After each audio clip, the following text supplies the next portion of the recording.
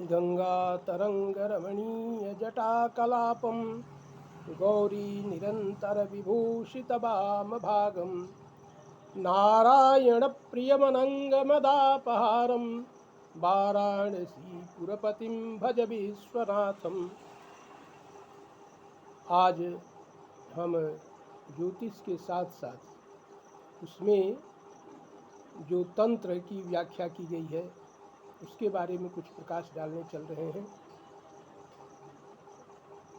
ग्रहों की जो व्यवस्था है, ग्रहों के बारे में जो शास्त्रों में बतलाया गया है, उससे जो कुंडली में कष्ट की बात की जाती है, उसके लिए हमारे ज्योतिष में कुछ व्यवस्थाएं दी गई हैं और उन व्यवस्थाओं को बहुत से लोग कहते हैं कि मैंने जप करा दिया, दान कर दिया, लेकिन कोई अब तक लाभ नहीं मिला अथवा हमें हमारे कष्टों से शांति नहीं मिल रही है।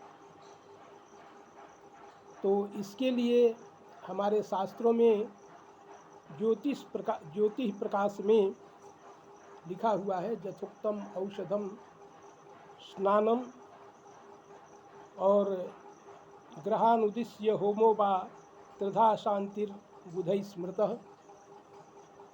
3 प्रकार से शांति की बात की गई है।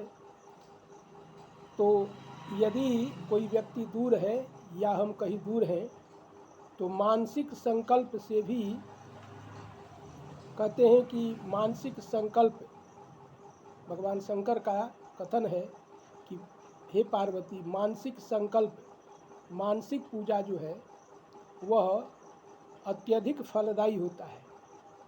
तो मानसिक संकल्प के द्वारा ही मन में भाव को रखते हुए, संकल्प करते हुए, सबसे पहला है कि होमा दध्वर दर्शनात्, जहाँ यज्ञ हो रहा हो, अरणि मंथन के काल में जो धूम निकलता है, धुआं निकलता है, उसका दर्शन करें।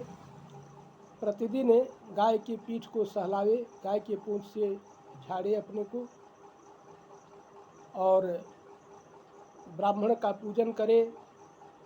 इस प्रकार से निश्चित रूप से ग्रहों का जो दोष होता है, ग्रहों की के द्वारा दी गई पीड़ा होती है, वह शांत हो जाती है। इसके साथ ही सूर्य के लिए बिल्व मूल, चंद्रमा के लिए खिरनी मूल, मंगल के लिए अनंत मूल, बुध के लिए विधारा मूल, बृहस्पति के लिए भृंगराज, शुक्र के लिए मंजिष्ठा और शनि के लिए शमी मूल, राहु के लिए श्वेत चंदन, केतु के लिए अश्वगंध। इन औषधियों को कूटकर स्नान करे। जिस व्यक्ति के लिए ग्रह दोष हो उसको स्नान कराए। इन औषधियों को यंत्र में विशेष मंत्र द्वारा भरकर और बांधे तो भी ग्रहों का दोष समाप्त हो जाता है। इस प्रकार से ज्योतिष में जो व्यवस्था है,